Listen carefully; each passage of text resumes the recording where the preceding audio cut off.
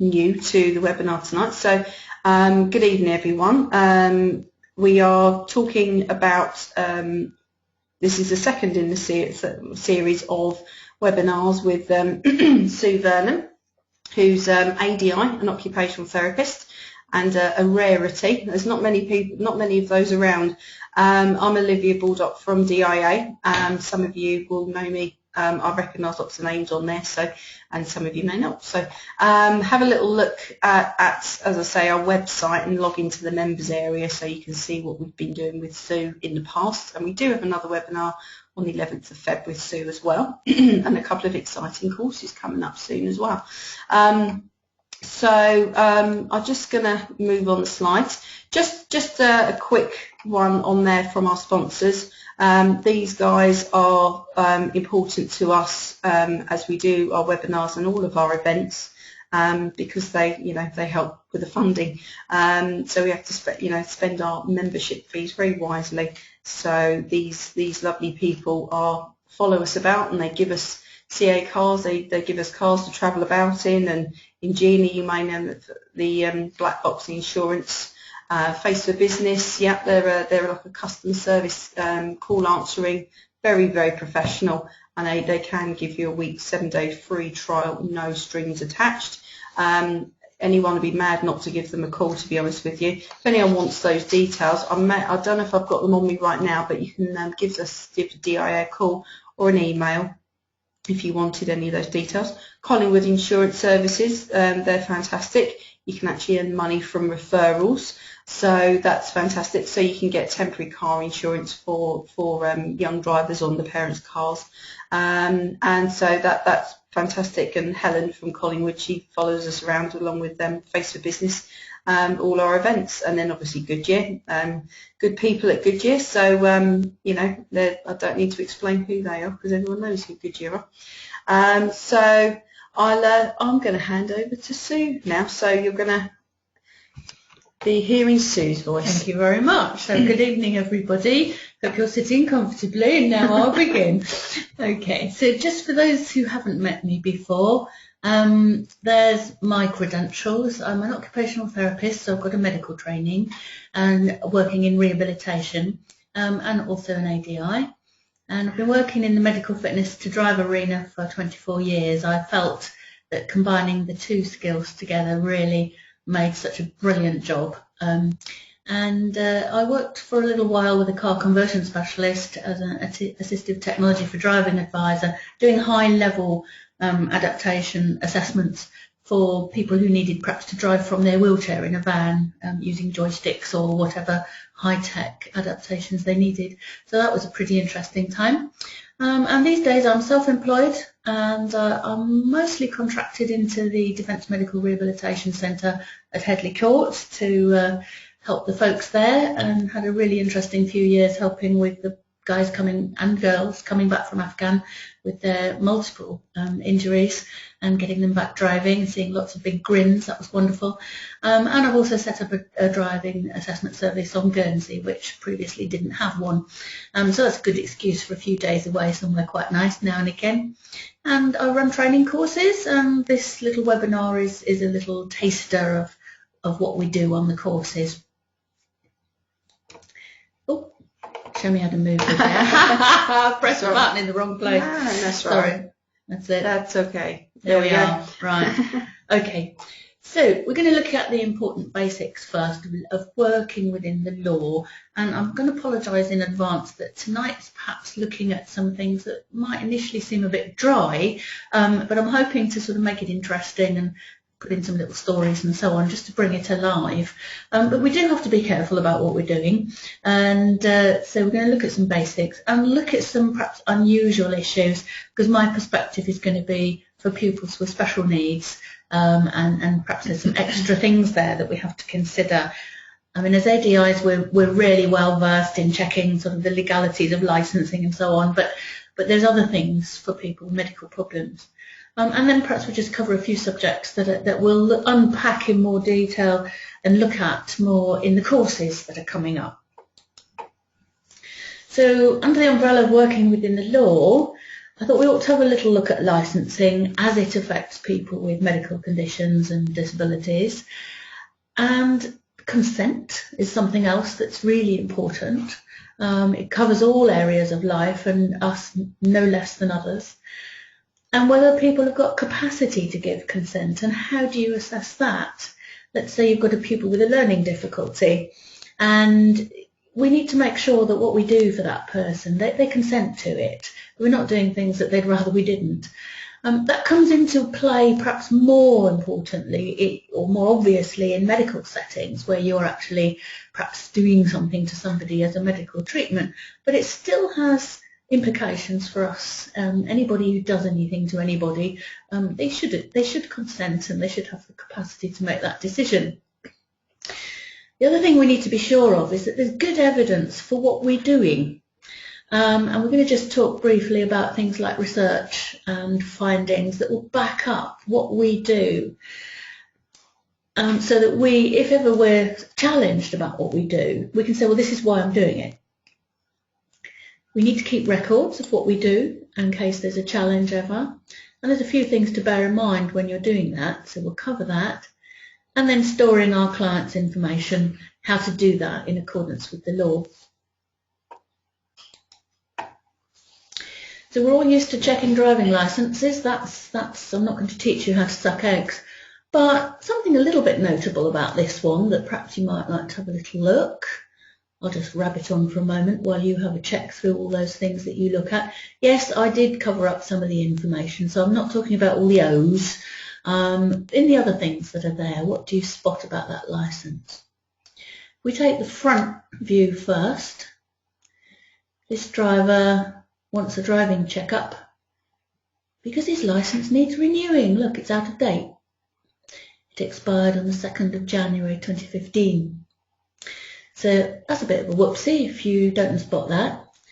But there's something else as well that it rather just begins to look towards the medical side of things. If you look on the back of the licence, what do you see on the codes there? Code 01 is eyesight correction. Look at his picture. He's not wearing any glasses, is he? So there we are, we've got to have a look at him. Is he wearing glasses in the car with you? No, he's not. Okay, you're looking at him sideways. Have a little check, is he wearing contact lenses? And in this case, he is. But, because he's my husband.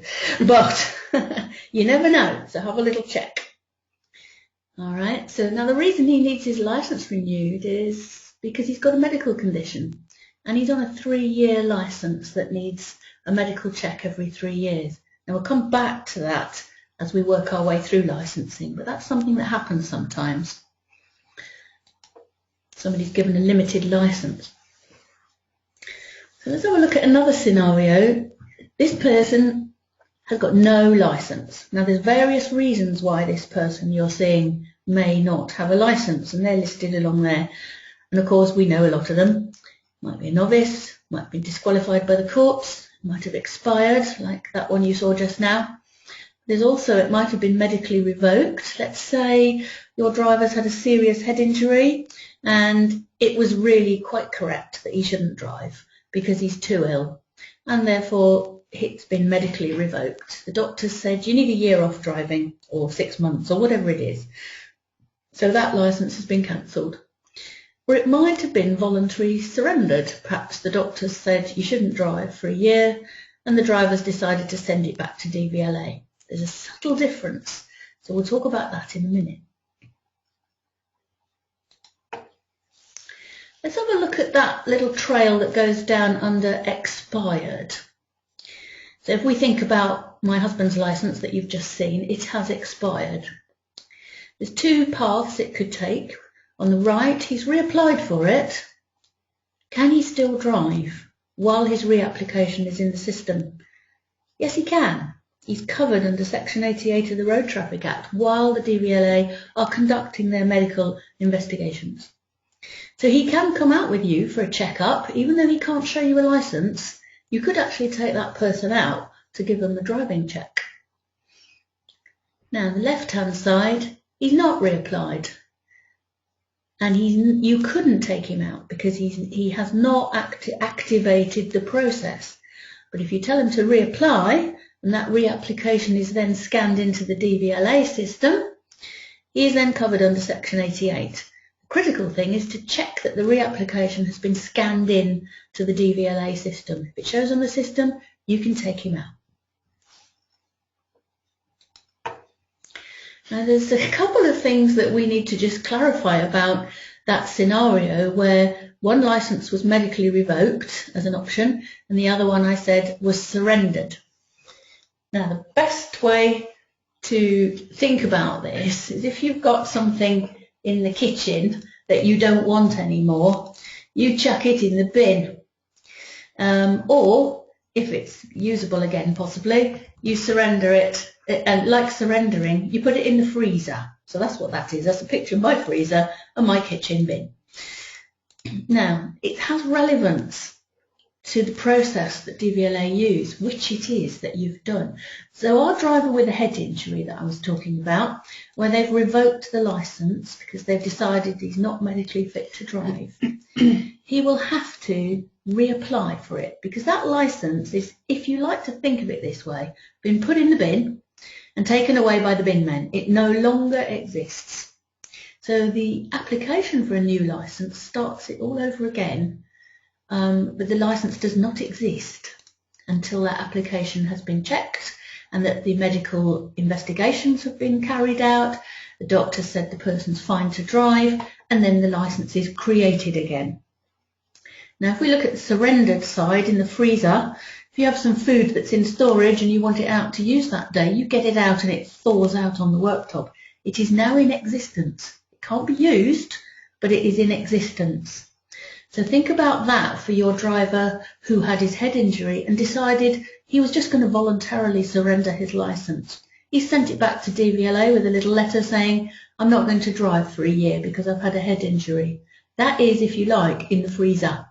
Now when he reapplies for that licence in a year, they then, if you like, get it out the freezer, put it on the worktop and it's thawing out. So it does actually exist while they're considering all the medical aspects. And that's when it's covered under Section 88 of the Road Traffic Act. Although they haven't sent him his licence yet, he can actually drive. Is it, just to interrupt you, I don't want to interrupt your flow. It's fine. But I've got a question. How do you check if the licence has been scanned into the system? Very good question. Licence reapplication. I thought it was timely that we maybe... Absolutely, please do, because I'm looking at the pictures. If you look at the questions, we can do our double act, can't we? We'll start singing if they're really unlucky. Very good question. You're going to phone the DVLA if you have the driver beside you. The driver's got to be with you and give consent for the DVLA to talk to you. But yes, you can phone, or the driver can phone. I believe there's 3 ways of doing that, isn't there? Because you can either, the driver can ring DVLA ahead and give permission for you to do that. Or you can do it, as you say, when they're next to you. Or I think there's a 3-way conversation as well that can be set up, as I understand it. Absolutely fine. Yeah, I am talking about sort of the more everyday thing that I do, but yes, you're absolutely right.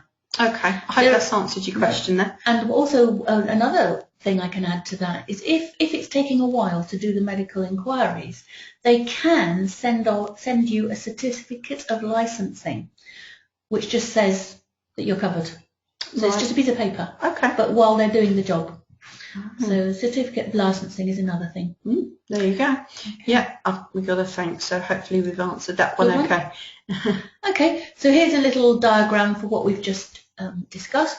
Voluntarily surrendered the licence at the beginning of the head injury period, if we're thinking about that as an example. On the left, not reapplied. It hasn't been brought out the freezer, it's still in the freezer, can't use it, so no licence, cannot drive. But if you've reapplied and it's scanned into the system, you can drive because it's out of the freezer, and I would add, if the doctor approves. Now in the setting that I work, I'm working in a rehabilitation centre, I can actually check that the doctor's happy. But in this case, you may need the patient to get a letter, client rather, to get a letter from the GP. Right. Just so that you're sure. Okie dokie. Okay. So here's a little diagram for what we were talking about the medically revoked bit.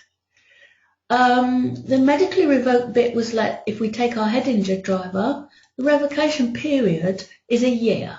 Let's say the doctor said you must be off the road for a year.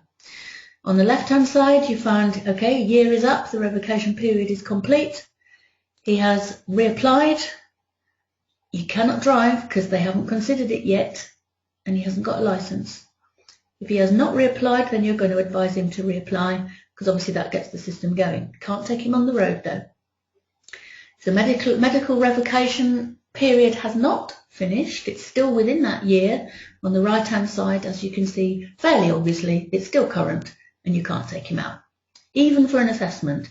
I say even I, with DVLA's very warm feelings towards what we do, even I can't take them out. Right. I had a referral from an occupational therapist the other day who didn't quite understand. She was new to the setting, and she thought that Sue could take anybody out, anytime, right, anywhere, anyhow. And I had to say, no, I can't, because his licence revocation is still current. Fine. Right. Yeah, certain things you can't get past. No. Yeah, the law's one. That's the law, yeah. Okay, now for those who weren't with us last time, we'll just go through what DVLA do when they're told about a medical condition. And for those of you who were here last time, this is a recap, okay? So around the top box there, you can see a number of ways that the DVLA can be notified about a health condition. So our driver who had a head injury may well have told DVLA himself, or it might be the top right there, it might have been the doctor.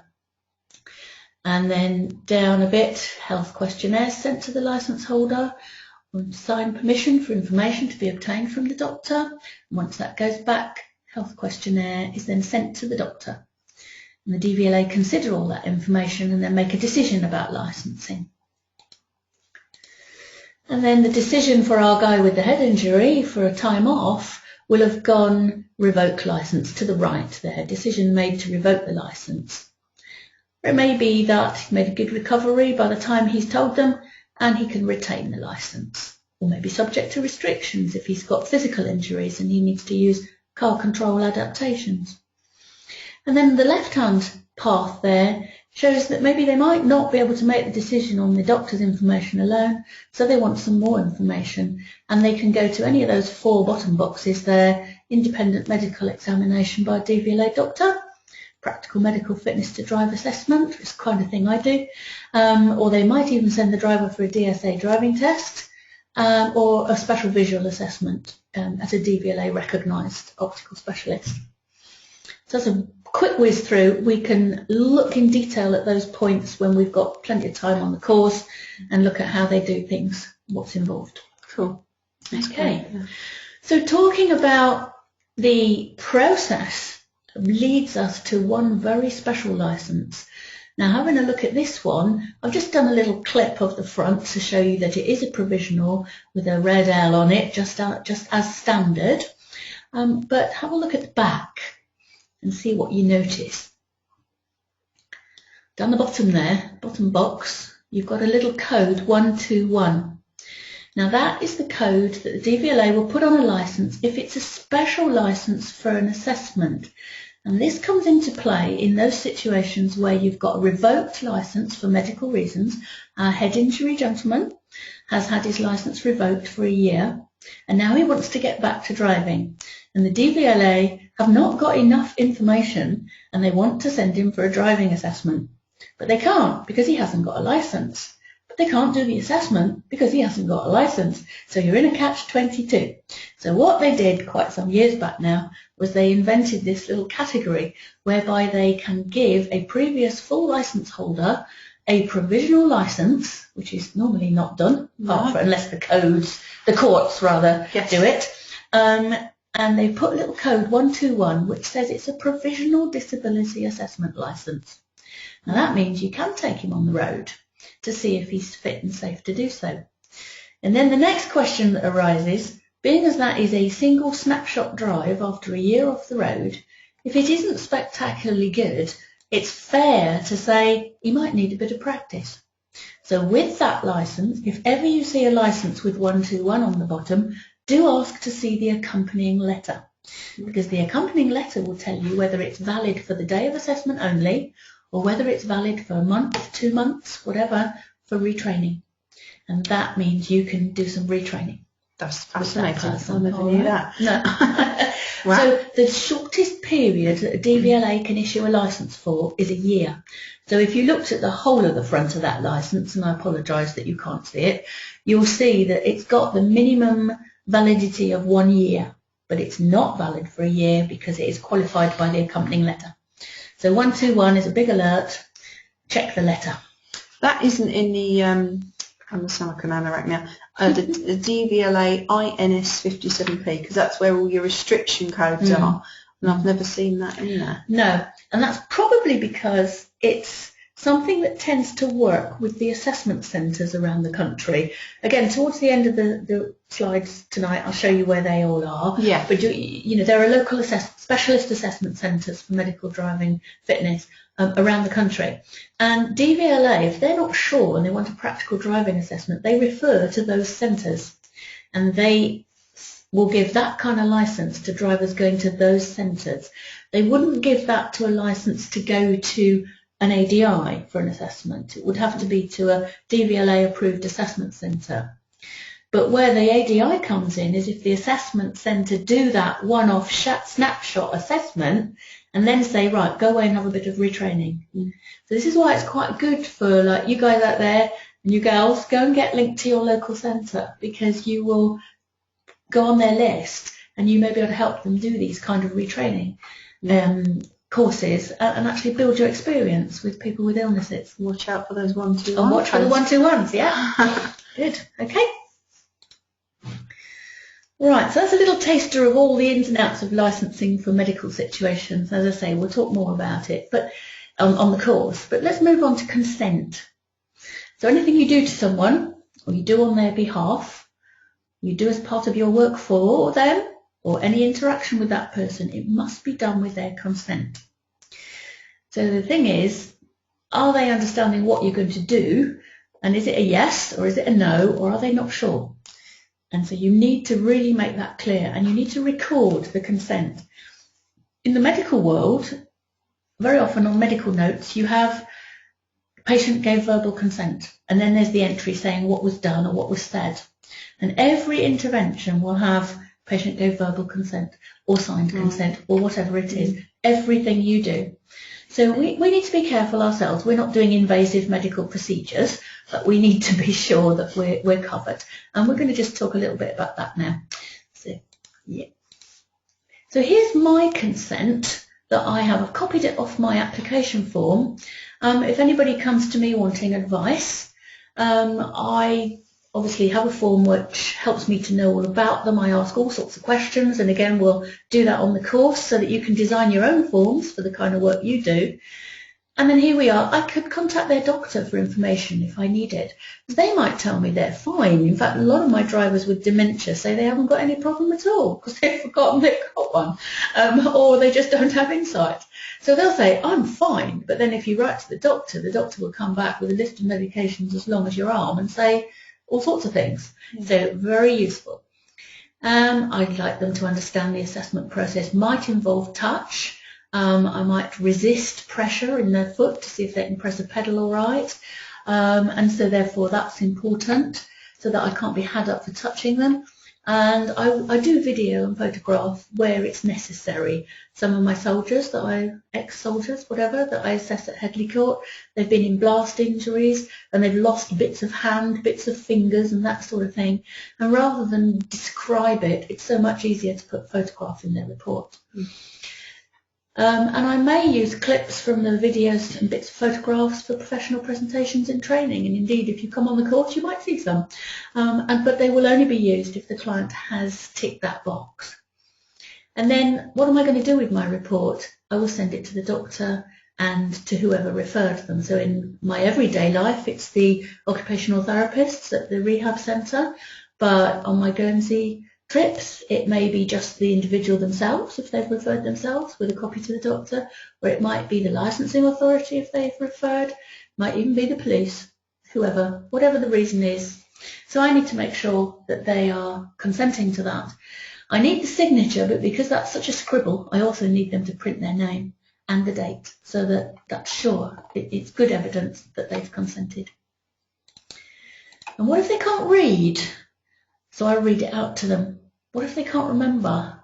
We have to keep reminding them, because consent goes over time.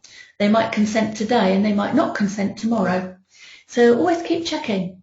Are you still happy? Are you all right with that? And you can give them a report, for example, and put at the end if you change your mind about the consent for the videos, or let me know and here's the address to write to, so that the consent runs on from the moment at which they gave it.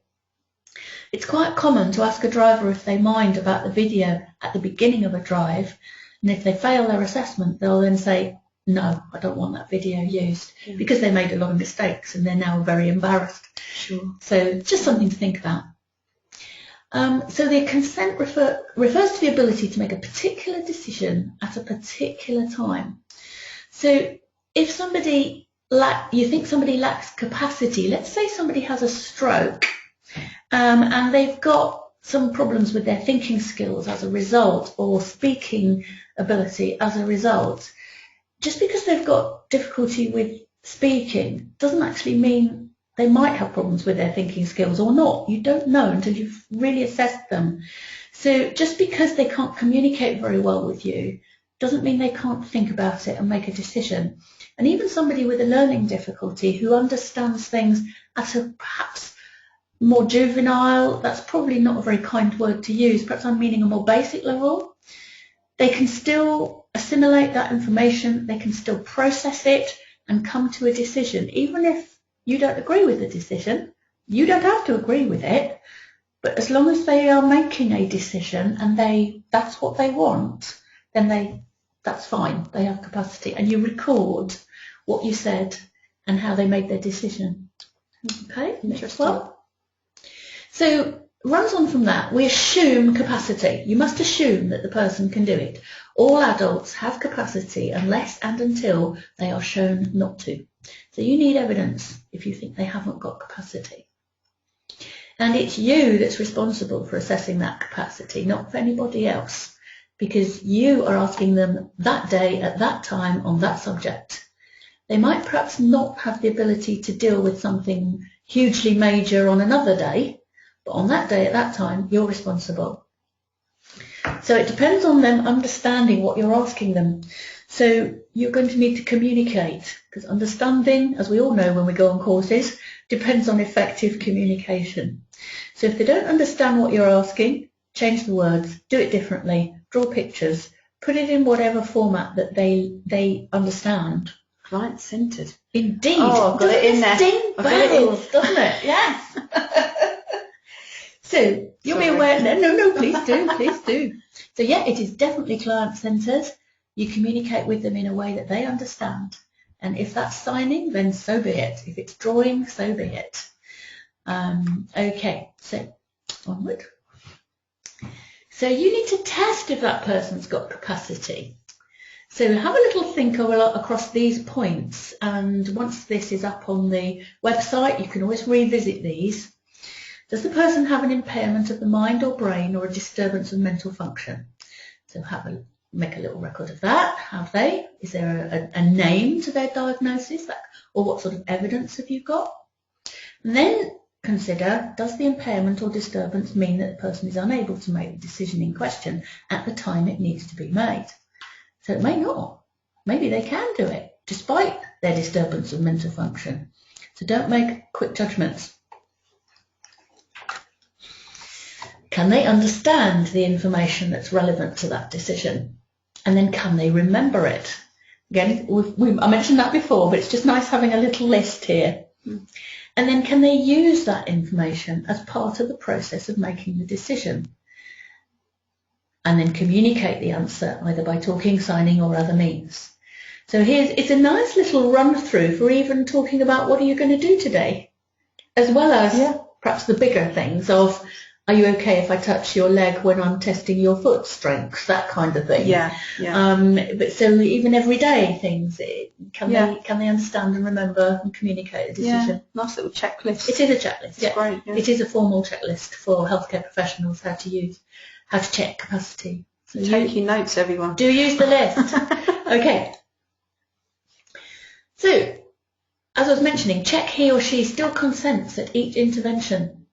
So, are you okay tomorrow about your decision that you made today, kind of thing.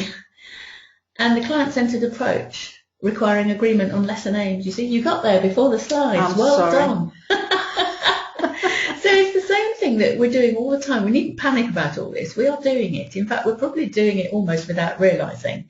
But it's just nice to really just highlight it. So there's the bit about what if the client changes their mind. So video for training purposes. They may well change their mind if they fail their driving assessment. And then, so you must explain they can change their mind at any time. So if you're sending them any information with a covering letter, just pop that in the letter. Let me know if you change your mind at any time. I mean, about the use of in-car video and they're changing their mind, I mean, that is a good point just anyway, isn't it? Let alone anyone with a medical condition or anything like that, because in-car cameras are, getting increasingly commonplace in cars. Instructors use them a heck of a lot for training and things, and self-assessment for themselves as well. And that's a really good point you raised, I think, to have that consent at that level. So yes, if they do want that revoked at any time, they have permission. It's a bit like where everyone wrote to Google, isn't it, a while ago, and said, get all my information off. That's right. I don't want to have all this everywhere. And it's along those lines. So I think that's a really good point, just generally anyway. Yes. Sometimes I don't know if everyone, it doesn't automatically spring to your mind because they think, right, we're going to record this, are you okay? Yes, fine, maybe put it in your T's and C's, but then think, well, if it didn't go so well, for example, they might think differently. Yeah. Or might just change their mind because it's their prerogative. Definitely. And I think actually it's really good to pull that subject out with in-car video, because I did forget to say something that I really did want to include earlier when we were talking about consent, and you've reminded me. Something I learnt from the police contact, because obviously they use in-car videos as well. And I don't know whether everybody has dates and times running on the screen, but mine doesn't. And so what I do at the beginning is I turn the video on, and then I say the date and the time and the names of who's in the car, because otherwise they could say, well, you did that last week, not when, wasn't when the accident was. Good point, yeah. So record the date and the time on the video and record the consent, because I then go on and say, well, Fred or whoever it is, do you have any problems? Are you happy for me to video your drive? So then you've got it on the video that they said yes, and then you can say you can change your mind at any time. And how do you feel about me using clips from the video for training courses? And the yes, hopefully, is on the video. Yeah. But as I say, the difficulty I have is with the drivers with dementia who might not remember that they've done it. Yeah. So at the end of the drive, I'm not going to say I'm perfect, because sometimes I forget, but I do try and ask them again at the end. Yeah. So that once they know what they've done on their drive, as long as they're happy, I'll ask them again. Yeah, and I think, as you say, I check just think that's, absolutely. It's very important for those guys and girls, but I think it's important just anyway. So yeah, okay, fantastic. Right. Good.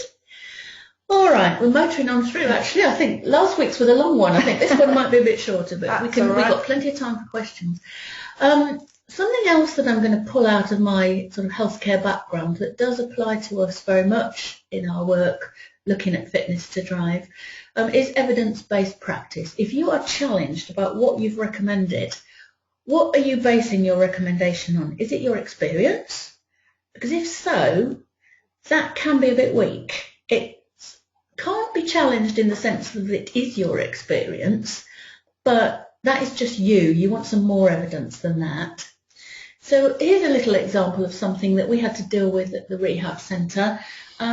People with short stature, back pain, fixed hips, things like that, very often use a cushion on the driver's seat, quite often a wedge cushion. And we did look a little bit at seating last time, and there was a wedge cushion on the seat.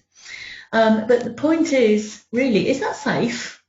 And I've seen driving instructors' cars where you open the boot and there's like a cushion off the sofa in the boot, just in case. Can we do that? I mean, we're laughing, but we all do it. Yeah, absolutely. Can we do that? And so rather than just sort of, I think it's all right, let's have a look. Now, if you go onto the Transport and Research Laboratory website and have a look at their research, you can go there and you can have a look and see what they've done. And hey presto, they've done a study about whether you can use a cushion on a car seat, and is it safe. They've done all sorts of studies about use of adaptive controls and joint wear and tear and all sorts of things like that. It's very interesting if you've got a spare afternoon. That'd be a place to go. Go and dig around the Transport and Research Laboratory website. However, yes, there has been a study on cushions, but I'm not going to tell you what the answer is. You've got to come on the course, unless you tell me I must. Okay. No, yeah. Your decision. No, my decision. No. Now, is that irresponsible? Yes, it probably is. Perhaps I ought to tell you, because if you are using cushions on your seats, I'm going to say that research was extremely interesting, gives you a lot of things to think about. Do go and read it, but it's inconclusive because it depends on the design of the car seat, the weight and the size of the person, and the kind of impact that you have when the cushion might slide off the seat or not. But the bottom line that we've used from all that information is that we say cushions must be tied to the seat, because otherwise, in a front end impact, they'll slip out from under your knees and you'll submarine under the seatbelt. That's the risk. Yeah. So we try and limit damage limitation. I suppose, obviously, manufacturers, they've spent millions of pounds refining the car, getting everything down as it should be. And then we come in with our cushion off the sofa and kind of, start tampering with things. And let's face it, as you say, I mean, I've done it. I've not a cushion off the sofa, but I've had somebody who was, very short in stature. And it's like just needed a little bit of boost. Yeah. But yeah. It's like, let's use the cushion off your wheelchair. Why not? So, yes, as you say, the manufacturers bucket the seats to stop us sliding under our seatbelts, and then we go and put a wedge cushion on it. So we need to cover ourselves, because if the person injures themselves a lot in an accident, they say, well, Sue Vernon told me to put a cushion on the seat. Yeah. Whoa, no. I'm in the soup. Yeah. So the research is done. Another research, evidence-based practice research paper that I use is my recommendations for drivers with dementia. If I have a driver who, when I've done the clinical testing, I've found that they've got all the symptoms of dementia and the cognitive impairment, but when they get in the car they are still driving safely, because research shows that you can usually drive for about 3 years after diagnosis before the higher level problems start happening. If I find they're okay, the research also suggests that they should be reviewed every 6 months. So I mentioned that as a recommendation in my report, and I put the research paper reference underneath my signature. So I'm covered. So if the driver has his accident after 5 months, at least I've said, and I have also put in, sorry, I should have said 7 months. Okay, I've said he should have had a checkup in 6 months. But also, going back to what I just said about if he had an accident at 5 months, what I'm meaning is if he's deteriorating within that 6 months, what I also put in the report is what to look out for, which are red flags to bring forward that review so that we do it in good time. So good plan. So cover yourself. Absolutely. Okay. And another one I had, just to liven this up a bit, it was somebody who had nasopharyngeal cancer, which is cancer right at the back of the nose, at the top of your mouth, and they directed radiation right into the middle of his head, really, to get it. There were a few things wrong with his cognitive processing and the way he was tackling driving, and none of us, could really just work out what it was that was going on, because it was a little bit atypical. So went and had a hunt on research and found a very useful research paper which actually had looked into cognitive function after radiotherapy for nasopharyngeal cancer. So if you're not sure of something, or you're dealing with a particular subject, Google it, and I'll just point you to Google Scholar rather than just Google itself, because you'll find the scholarly papers that way, a little bit easier.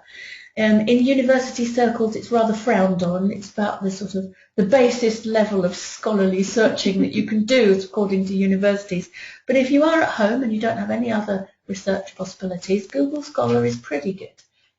Okay, so is that just going to Google? Yeah, Google Scholar.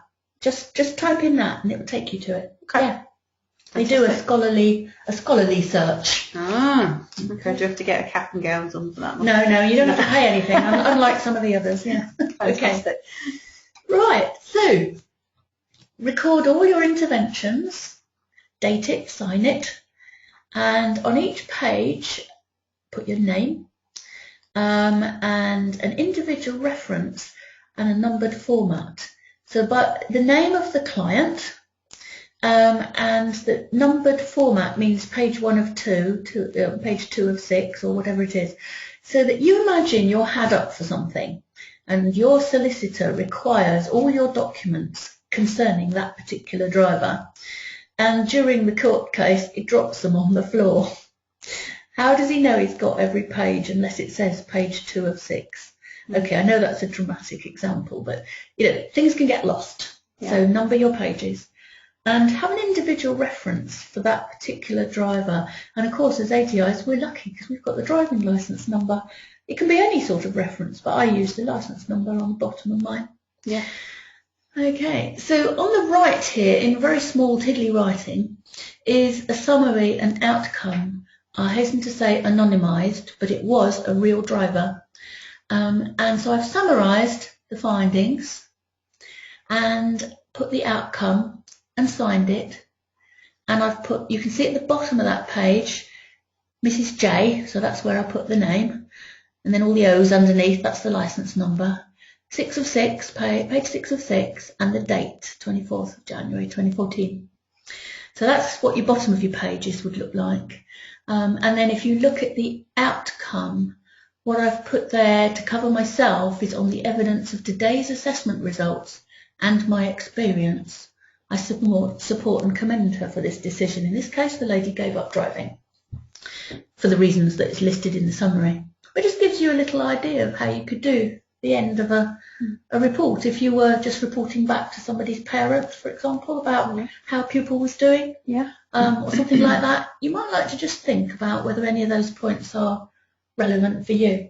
I don't know how many people do that with their pupils. Does anyone use reports, or anyone do some little bit more formal report writing or informal report writing back to the parents? So let us know if you do. Okay, so like I was suggesting in the previous slide, just think about your liability. As self-employed individuals, if you get it wrong and you're taken to court, that's your house, your money, your bank account, everything up for grabs. So, let's have a think about it.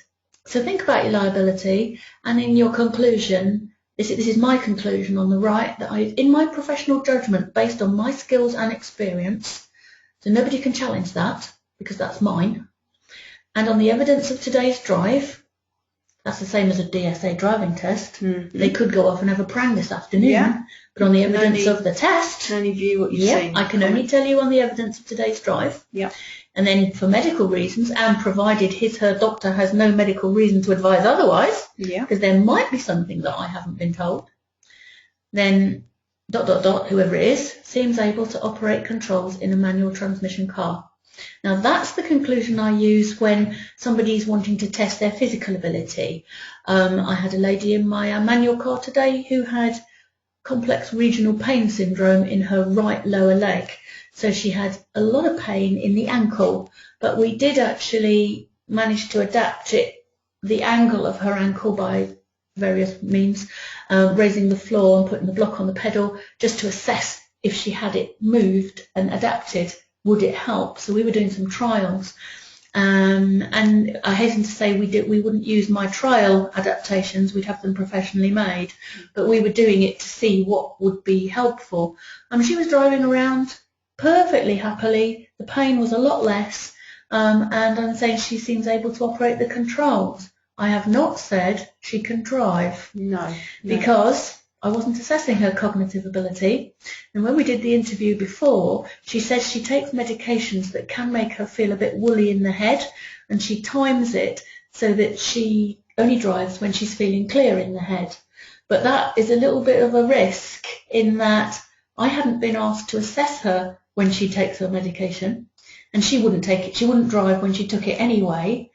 but I hadn't actually taken her out on a dual carriageway. I hadn't done 60 miles an hour with her. I hadn't done, various driving scenarios with her because I wasn't doing a full driving ability assessment. I was looking at pain relief on the controls. Right. So I was very careful to word it to say she's able to operate controls. Seems to be. Yeah. Seems able to. Yeah. So do have a think very carefully when you're putting things in writing. Yeah, absolutely.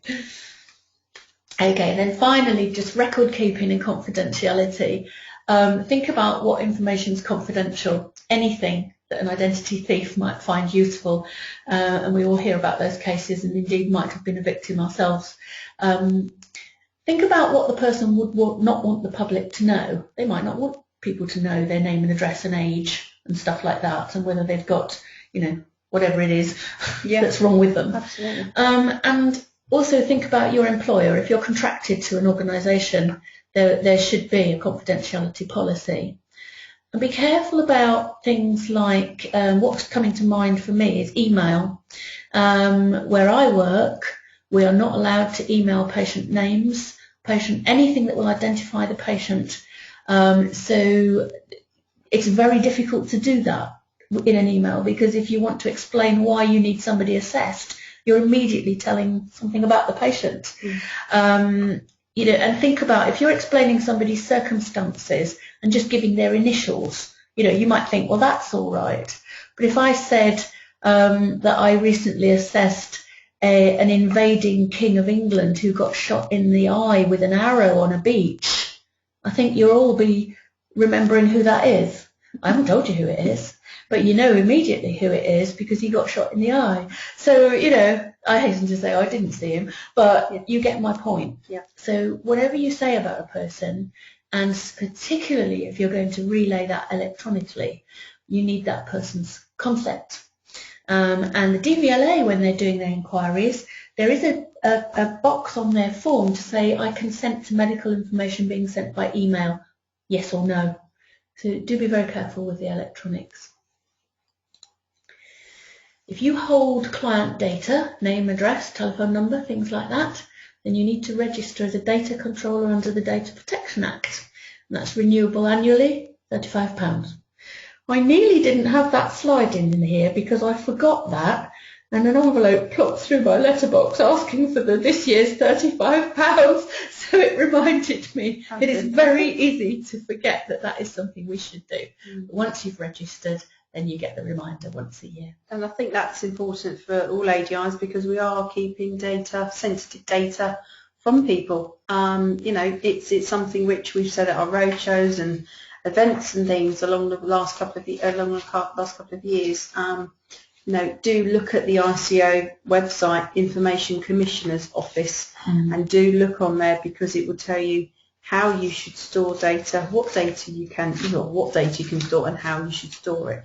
To protect yourselves, etc.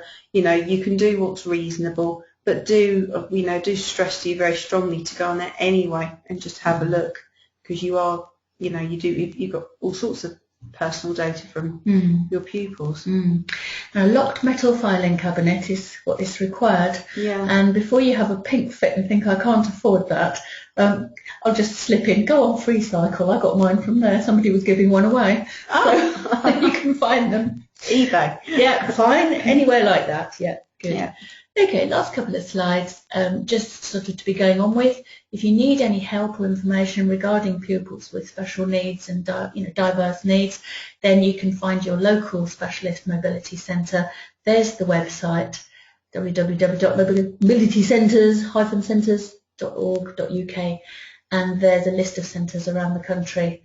And I'll say the DIA help desk, but please don't all come to me because I won't be able to cope, but I'll try. I will try.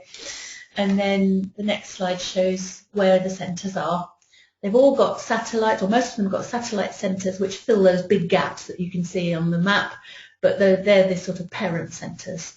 And the website has contact details for them. So do have a chat with your local centre, cozy up with them, and see if you get involved in retraining projects for their assessees, and come on board in this medical arena. Yeah, that's right. it Wow. for tonight. Any questions? How do you think? Well, that's great. I mean, any questions at all, anyone? So start typing now if you've got some. We're approaching 8 o'clock, but we do have a few minutes to answer your questions. I mean, you know, it's really a fascinating subject, and there are so many parallels that are, you know, not, well, the things which are not just in the medical assessment arena, but they do, you know, transfer over to you know, what an you know, I don't want to use the word standard, but, you know, an ADI that's not trained in this specialist area. So, you know, keeping data and, you know, asking for consent and, you know, lots of things like that. Checking the consent is, they're still happy to give the consent after a drive that they might have been, you know, not very happy about, that kind of thing. So, you know, do ask that on there. So let's have a little look. Got some questions. Keep typing them in. Let's have a little look on here. Okay, so just keep if there are any questions, just let us know. My question box seems to have gone a bit crazy. Not quite sure what's happened to the question box, but it's suddenly gone very white. Yes. There's not an awful lot doing on there. If anything comes through soon, then great, we'll answer it. If we've got a little gremlin going on, what we'll do is I will say to everybody on the webinar this evening, you can email me, training@driving.org, and I can always check them out with Sue when I can, when she's got 5 minutes, which is very rare, and come back to you. But it looks like they come back. I don't know what happened there. Yeah. So, would you recommend that an ADI gets involved with a dementia client? I think that is quite a really good question. It depends what you're doing. What I'm thinking of my field of work, where I've set up a driver assessment service on Guernsey, and the memory clinic over there refer people regularly. But also local driving instructors do, because not everybody out there in the world knows that there are specialist assessment centres, and you quite often get members of the family, you know, perhaps friends or social contacts, you know, oh, Grandad, we're really worried about Grandad. Do you think you could take him out and see if he's safe? Now, I think an initial look isn't, any ADI can say whether somebody's safe or not. But I think the key is to know what you're looking for and what you're looking at, because certain times I've had experience where local instructors have taken out somebody with dementia and said the person's all right, and then not that long after that there's maybe been a road traffic accident and they've been referred and we've looked at things. And certainly in that case, having the clinical information up front is very useful. So I think there are times when you can help people out by having a little look at the driver on a one-off. But I think if you are at all worried about any aspect of the driving, then I would refer them on to a medical assessment, because you do need to get behind the scene and look at the cognitive aspects and find out what it is exactly that's going wrong. It's a really complex situation, because it depends on the driver's background driving experience as well. This week I had somebody who scored incredibly highly on the cognitive test, which means badly, and then gave me a reasonably good drive because he used to be a taxi driver. So background driving comes into it, as we all know when we're assessing experienced drivers. So I think that's a really good question to ask. I think I would say be careful. By all means, have a look at somebody for a friend, or I wouldn't advertise it as a speciality. I think it's something you would do for a friend and then go, yeah, I think there's something to worry about. Let's send the person to the centre. Yeah, I think that would be the right way to handle it. Yeah, you just need to do the best, do the right thing by certainly the client, but certainly cover yourself as well. Yeah, what people with dementia tend to do is they tend to drive on autopilot. like we all do when we're going from A to B thinking about something else, but they can't break out of it if something happens. So the kind of drive that you get is that they will drive okay for about 20 minutes and you think this is fine, but then they'll do something catastrophic like drive through a red traffic light or something like that. So if you are having a look for somebody, I would counsel that you get them to drive for at least 50 minutes. With your controls? Yes. So not that, their own car? Yeah. No, not in their own car. Very good point. Good 50 minutes just to test sustainability because it may not be there. Okay, fantastic. Where do you get the medical assessment from? Or is that a medical assessment form? That's from. Are you thinking of the pre-drive? I think probably. Well, that's where the combination of a medical professional and driving instructor together actually works really, really well. And the vision I've got is that we do this training for driving instructors to understand what symptoms happen on the road when you've got certain problems.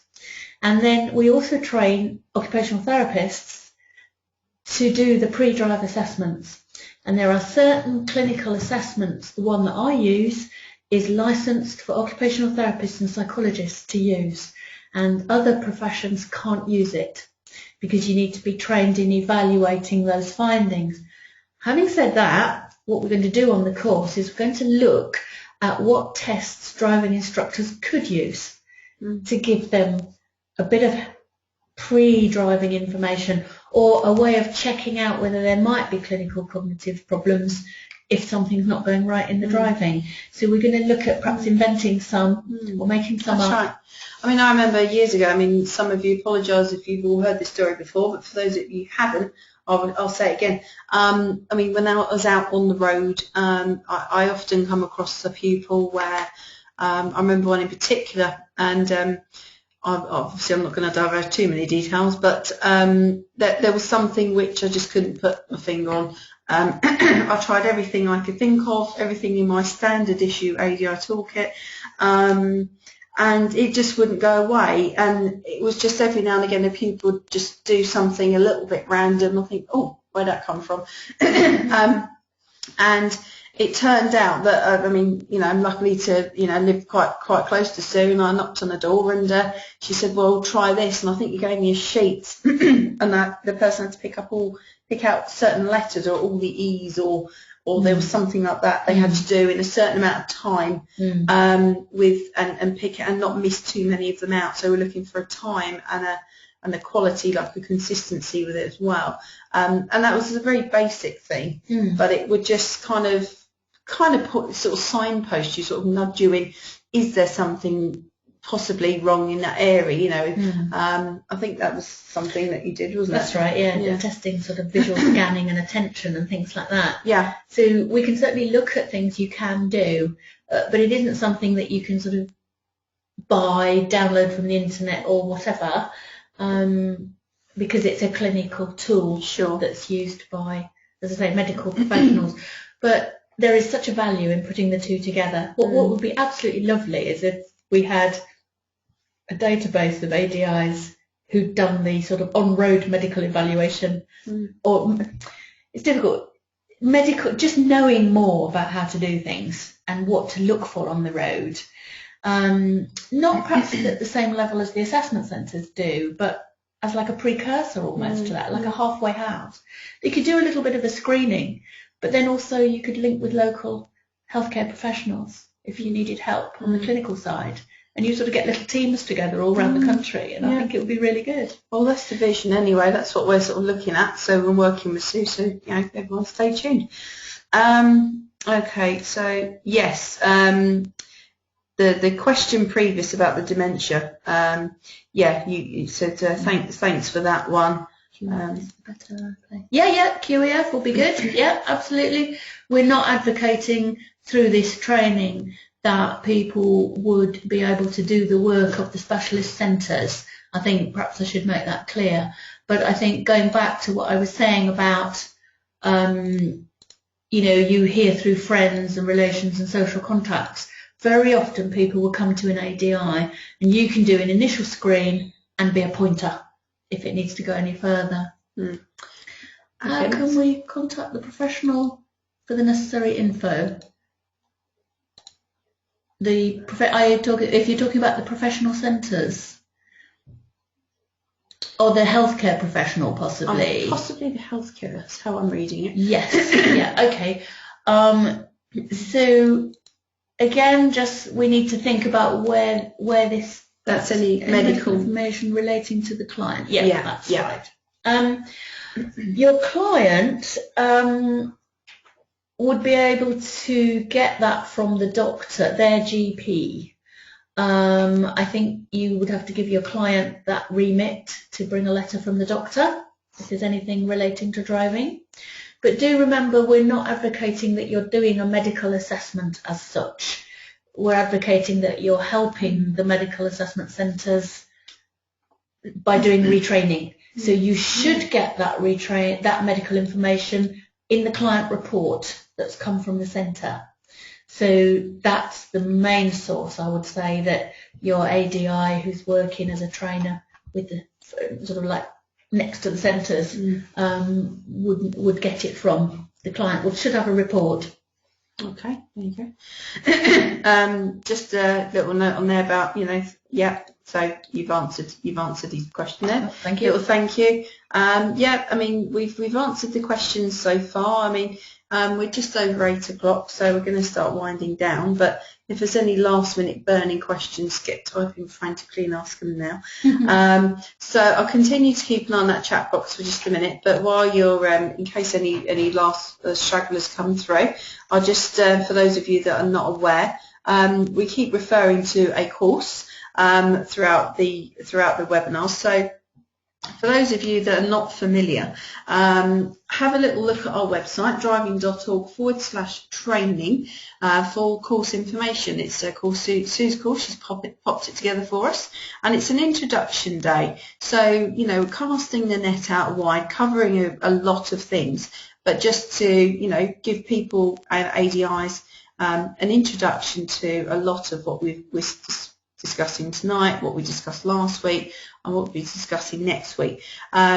These webinars, even though there's an awful lot of information that's Sue's sort of giving you, it's just tip of the iceberg. It's going to be in so much more depth on the actual course. So just one quick question popped in. Will there be more of these courses scheduled in case you can't make the March and April dates? Yes, that we certainly hope so. We've the two that are advertised, Walton-on-Thames and Manchester, March and April, they're two at the moment, and because it's a new course and it's a new product, something that we haven't done before, and I don't think many people have, we've put the 2 dates out there at the moment in sort of quite popular locations to see what the take-up is, and the bookings are coming in quite well, we're really pleased to say. So we'll leave it a little bit nearer the time, and we will then hopefully, we really would like to offer more dates around. I do have a list on my computer at work, which we have requests for Sue running this course at other locations as well. So, do please let me know, and email me on the training@driving.org that you can see on your screen there, if there is anything that you want to know. When you get your magazines through, your driving instructor magazines, they're hot off the press. We got some in the office today, so you should all be receiving those in the next few days. You can log into the members area on our website as well, and you can look at magazines in there. You can look at copies back to, I think it's 2009 as well, so just there's a magazine archive. But when you can read the latest magazine before it hits your doormat. But when you open the front cover of the next issue of Instructor, you will see that poster there that you can see on your screen, in your face, second page, just to give you all that information. So, let people know if there's other people that that want to come onto something like this and get involved, and let them know where we are. Sue and I are going to do final webinar in this little mini-series on the 11th of February, 7 p.m, same time, same place, and the focus on that one will be for looking at older drivers. So lots of things, certain medical conditions perhaps associated with older drivers, and just things to look out for as it gets us all, doesn't it? Yeah, it'll get us one day. So lots of things to look out for there, because it's a great way as well to diversify what you're doing by looking at drivers of all ages, and that's something that the DIA are going to be looking at on their spring conference on the 27th of April. We've booked at Leeds Racecourse now. We've got our venue booked, so do have a little look at our website and come on to that day where you can. That would be fantastic. We believe we've booked Sue, so she's going to be there. She's nodding at me. Well, everyone's going to be there, so it'll be fantastic to see you all if you can make it. And as I say, that one is going to be called Driving Through the Ages. So we're going to look at not just young drivers, but the middle ages, if you like, and also older drivers as well. So we're going to get expert speakers on to sort of look at each subject, and the idea is to hopefully get everybody, all of our members involved with that as well. So it's shaping up to be a very good day. So Henry, thank you very much. He's enjoyed your webinar tonight too. Thank you. Fantastic. So yeah, thank you. Very interesting, fantastic, nice comments coming in. No more questions have come in at the moment, so I appreciate all of you lot probably starving hungry. You've got to go and warm up your dinner, so well and get the bottle of wine out, yeah. So we're going to bid you good night, but hopefully we'll see everybody on the 11th of Feb, and just register if you haven't already done so. Go onto our website, training@driving.org, scroll down, have a little look at the webinars, and then you can book on. So that's brilliant. So thank you for your comments there, Elaine. That's brilliant. And so yeah, thank you everybody, and we're going to bid you good night. Yeah, good night everybody.